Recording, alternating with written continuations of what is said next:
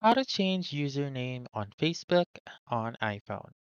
First is by opening your Facebook app and then go to menu found on the lower right corner of the screen. Once you have done that, scroll down to the bottommost part and go to Settings and Privacy right here. Click on Settings and then click on See More in Account Center. Once you have done that, click on Profiles right here and click the Facebook one. So click on that one, click on Username right here.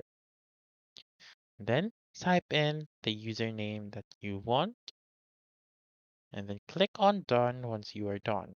So if you have this icon right here, then make sure to choose the username or another username because it is or it is used by other people or users on Facebook. So now you may type in whichever you want and click on done once you are done. So there you go. That's how you can change a username on Facebook on iPhone.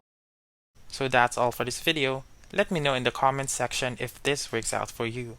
For more helpful tutorials like this, please subscribe to our channel and don't forget to click that notification bell. Thank you for watching and have a wonderful day.